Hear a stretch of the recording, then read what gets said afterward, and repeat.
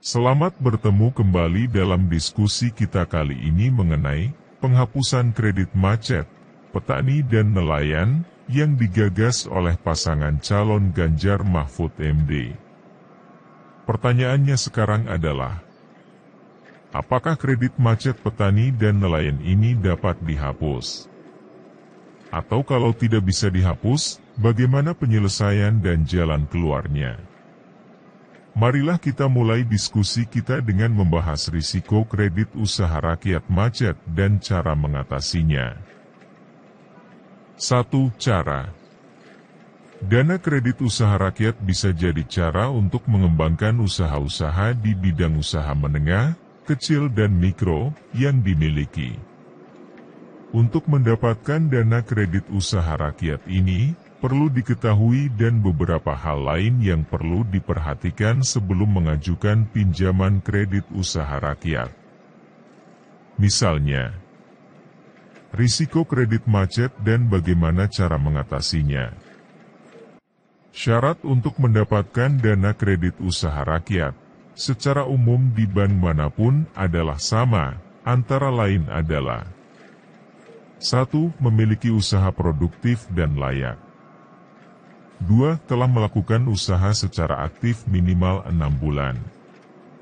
3. Tidak sedang menerima kredit dari perbankan kecuali kredit konsumtif seperti KPR, KKB dan kartu kredit. 4. Memiliki surat izin usaha mikro dan kecil, IUMK, atau surat izin lainnya yang dapat dipersamakan. Bagaimana cara mengajukan kredit usaha rakyat? Cara mengajukan KUR secara umum di sebuah bank. 1.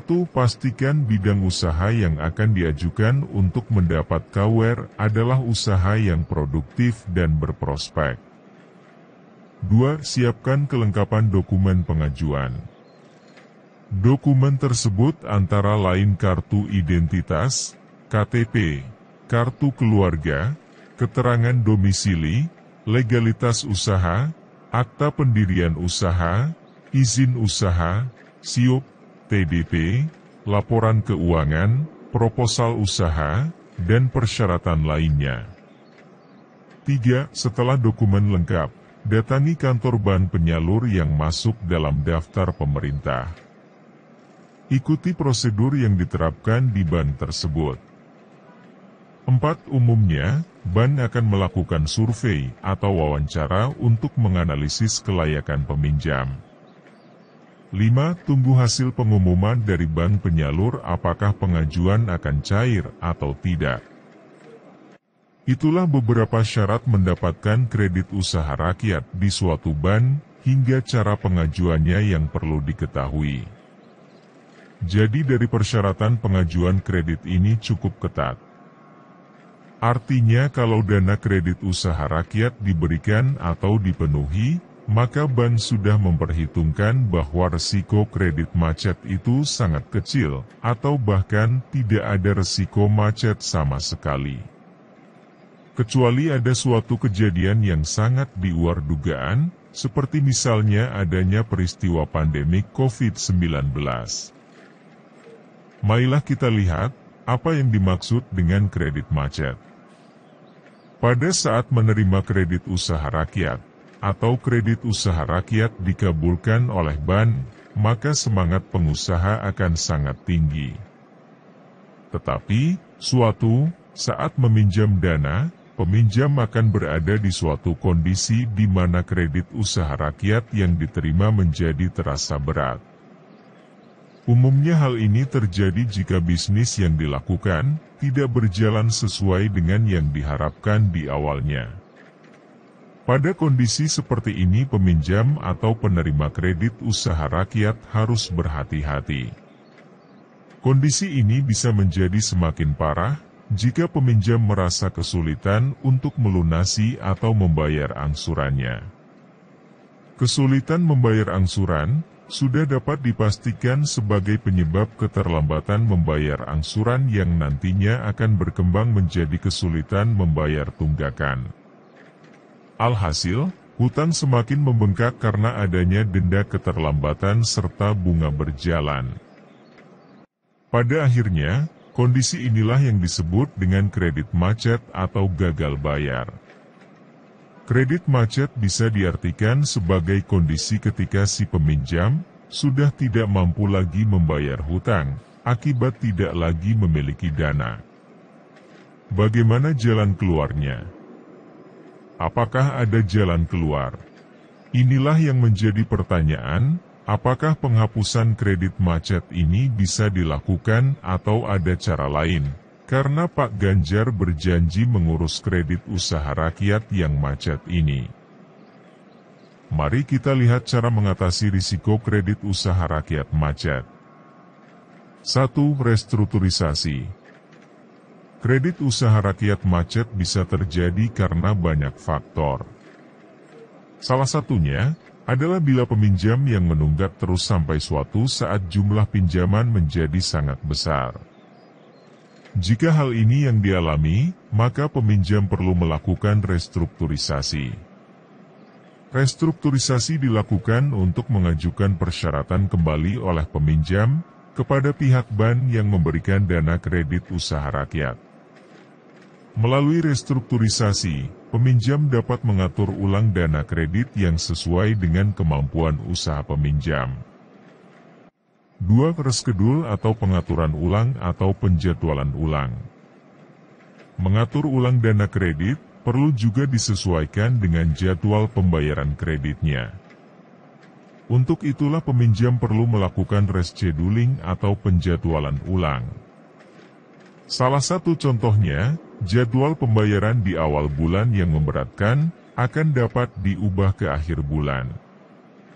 Maka pengajuan penjadwalan ulang bisa dilakukan. Penjadwalan ulang bertujuan agar para peminjam yang menunggak bisa lebih mudah membayar angsuran dan terhindar dari risiko kredit usaha rakyat macet. Tetapi, tindakan ini menjadi tindakan paling akhir yang bisa dilakukan oleh peminjam yang menunggak. Umumnya proses ini dilakukan setelah adanya peringatan dari bank terlebih dahulu. Bahkan pada suatu kondisi tertentu, kredit macet itu bisa dihapus atau diputihkan. Masalah penghapusan kredit macet ini akan kita diskusikan pada diskusi mendatang. 3. Bertanggung jawab, tekun, dan konsisten. Ada beberapa prinsip yang harus selalu diingat oleh peminjam ketika ingin melakukan pengajuan kredit usaha rakyat. Prinsip-prinsip tersebut adalah mau bertanggung jawab, tekun, dan konsisten. Tentunya tujuan setiap orang adalah ingin bisa membayar angsuran sebelum tanggal jatuh tempo. Alasannya, jika tunggakan semakin menumpuk maka akan terasa lebih berat untuk dibayarkan. 4. Menentukan tujuan menjalankan usaha. Para pelaku usaha harus menentukan tujuan jangka pendek serta jangka panjang. Mengingat dana kredit usaha rakyat yang sangat membantu pengembangan usaha UMKM, maka sangat disarankan agar peminjam bisa menentukan tujuan usahanya dan memperketatnya. Tentunya peminjam tidak ingin dana kredit usaha rakyat yang didapatkan menjadi sia-sia. Jadi, diperlukan kemampuan untuk memotivasi diri, serta mengubah keinginan menjadi sebuah tekad yang kuat. Mencapai tujuan usaha dan menggunakan dana kredit usaha rakyat yang ada dengan sebaik-baiknya. 5. Membuat tabungan khusus untuk cicilan kredit. Membayar cicilan kredit usaha rakyat adalah kewajiban setiap pelaku usaha yang mendapatkan pinjaman. Beratnya tanggung jawab membayar, umumnya memang pasti dirasakan. Apalagi bagi usaha-usaha yang baru saja dirintis. Tetapi, pengusaha bisa menyiasatinya dengan melakukan salah satu cara berikut ini. Buatlah tabungan khusus untuk cicilan kredit. Tabungan khusus ini akan membantu dalam mengatur keuangan usaha. Mudah-mudahan penjelasan tentang risiko kredit usaha rakyat macet dan cara-cara untuk mengatasinya dapat menjadi acuan ketika mengajukan kredit usaha rakyat. Untuk lebih jelasnya, pelaku usaha bisa menghubungi pihak bank sebagai pemberi dana kredit usaha rakyat. Jadi dapat disimpulkan bahwa kredit macet ini dapat diselesaikan dengan beberapa cara, yang tentunya disesuaikan dengan kondisi dan situasi penerima kredit usaha rakyat. Jadi kalau terjadi kesulitan pembayaran angsuran, agar permasalahannya tidak bertambah berat, maka penerima kredit harus segera menghubungi bank pemberi kredit, agar dicarikan jalan keluar yang paling tepat. Jadi dalam hal ini gagasan Pak Ganjar Mahfud tentang penyelesaian sampai pada penghapusan kredit macet ini dapat direalisasikan.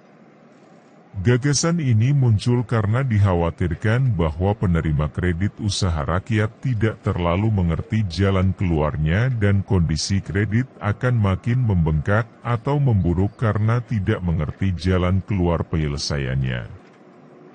Saya kira demikian ya. Jangan lupa untuk berpartisipasi pada acara pemilu 2024 yang jatuh pada tanggal 14 Februari 2024. Juga jangan lupa pilih Ganjar Mahfud. Terima kasih.